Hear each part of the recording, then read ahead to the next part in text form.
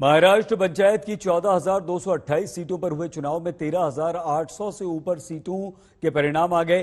पूरी तस्वीर कुछ घंटों बाद साफ होने की उम्मीद है। फिलहाल हर दल अपने को आगे होने का दावा कर रहा है।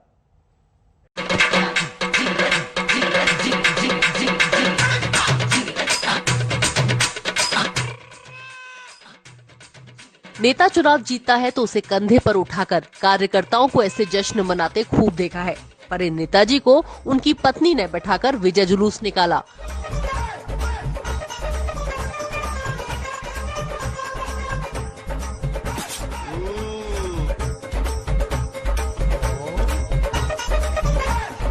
पुणे के पालू ग्राम पंचायत में संतोष शंकर गुरव ने 221 वोट लेकर अपने निकटतम प्रतिद्वंदी को हराया था। इस जीत पर उनकी पत्नी रेणुका की खुशी का ठिकाना नहीं रहा। रेणुका ने जोश में पति संतोष को कंधे पर बैठाकर घुमाया और ये तस्वीरें आज वायरल हो गईं।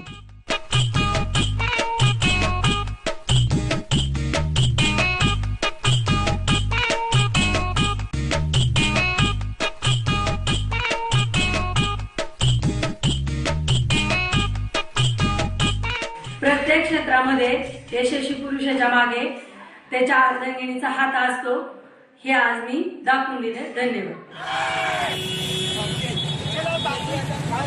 जलगांव जिले की भदली बुद्रुक ग्राम पंचायत में एक ट्रांसजेंडर ने जीत हासिल की।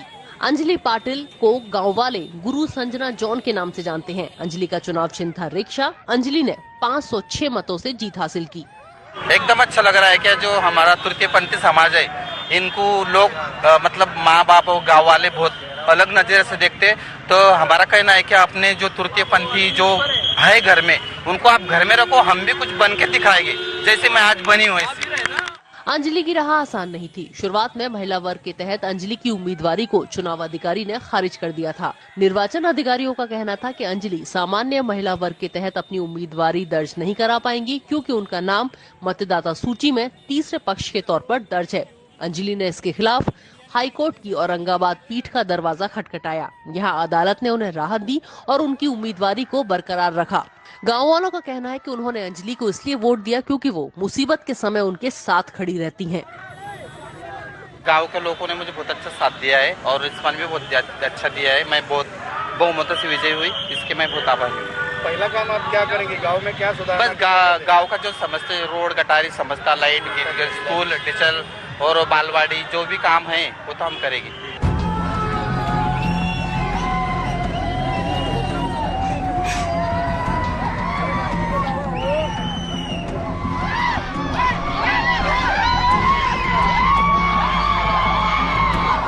महाराष्ट्र के 14,228 ग्राम पंचायत में से करीब 13,866 सीटों के नतीजे आ गए हैं और बीजेपी और एनसीपी खुद को इस चुनाव में सबसे आगे बता रही हैं। एनसीपी का कहना है कि उसने 3276 सीटें जीती हैं, जबकि बीजेपी दावा कर रही है कि उसने 6,000 से ज्यादा सीटों पर जीत हासिल की है।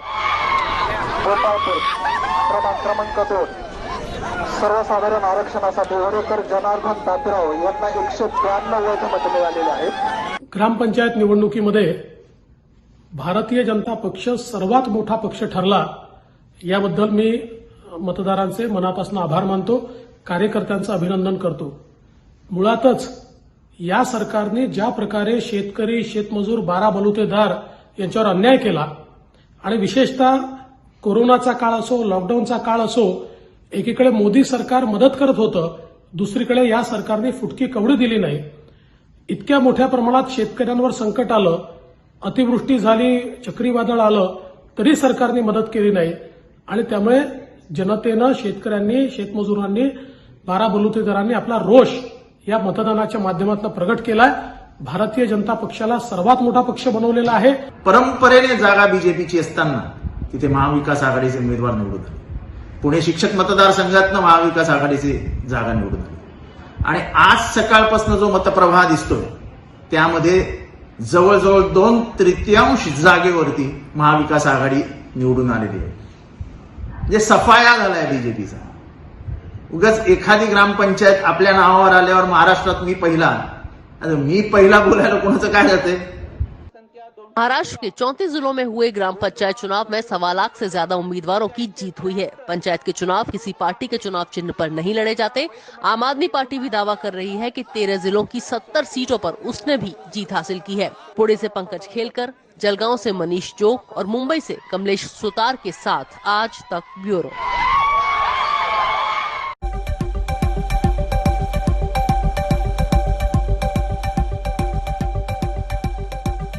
ड्रग्स केस में एनसीबी ने जितनी भी गिरफ्तारियां की हैं और जिन भी बॉलीवुड सेलिब्रिटीज को पूछताछ के लिए बुलाया है, लगभग उन सब तक एनसीबी उनकी व्हाट्सएप चैट के जरिए पहुंची जो वो लोग डिलीट कर चुके थे। एनसीबी के लिए कौन करता है ये डेटा रिट्रीव और कैसे होता है ये प्रोसेस, जानने के लिए आप देखिए हमारी ये रिपोर्ट। 40 साल के मकरंद वाघ एक जमाने में पुलिस अधिकारी हुआ करते थे। अब पुलिस की नौकरी छोड़कर साइबर एक्सपर्ट बन गए हैं। मकरंद 2016 में मुंबई पुलिस की टेक्निकल विंग में थे। इस दौरान उन्होंने इलेक्ट्रॉनिक फॉरेंसिक एनालिसिस और डिजिटल एविडेंस इन्वेस्टिगेशन में दक्षता हासिल की। 2017 में रिटायरमेंट लेकर फरवरी 2020 में मकरंद ने अपनी कंपनी शुरू की। लॉकडाउन लगते ही सब ठप लगने लगा, पर सुशांत सिंह राजपूत केस में अवसर ने खुद आकर उनका दरवाजा खटखटाया। मकरंद ने ही रिया चक्रवर्ती की व्हाट्सएप चैट निकाली।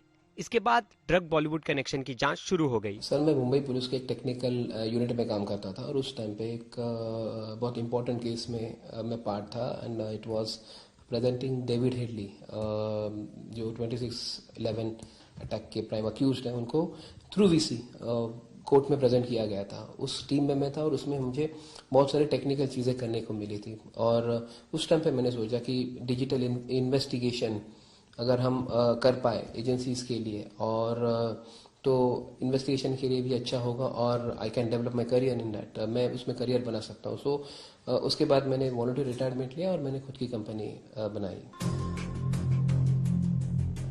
अब तक मकरंद वाघ ने 120 से ज्यादा डिवाइसेस से डाटा निकाल चुके हैं।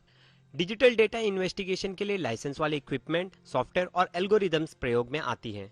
फिलहाल ईडी, एनसीबी, मुंबई पुलिस और कुछ दूसरी एजेंसियां इसका प्रयोग कर रही हैं। स्टोरेज डिवाइस और क्लाउड से डाटा रिट्रीव किया जाता है। वो डाटा भी इसी क्लाउड पर छुपाया गया है या तो ओवरराइट किया गया है। डेटा रिट्रीव उसमें कीवर्ड डालकर केस से जुड़ी जानकारी निकाली जाती है।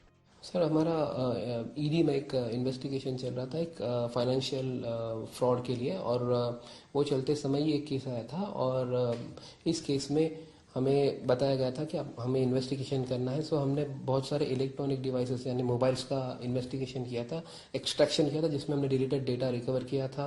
क्लाउड में जो डेटा सिंक था वो क्लाउड का डेटा हमने एक्सट्रैक्ट किया था और डिलीटेड डेटा रिकवर करके रिकंस्ट्रक्ट करके प्रेजेंट किया था और उसके बाद ये लोगों के ध्यान में आया कि डिलीटेड डेटा भी रिट्रीव हो सकता है और वो यूज हो सकता है और जो इन्वेस्टिगेशन में अच्छी लीड्स दे सके।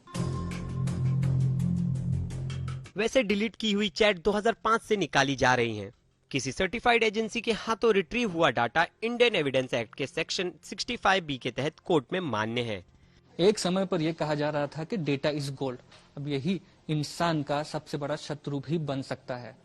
आपका सोशल मीडिया प्रेजेंस और डिजिटल डेटा कभी कभी क्रिमिनल केसेस में आपके खिलाफ सबूत के तौर पर भी इस्तेमाल किया जा सकता है।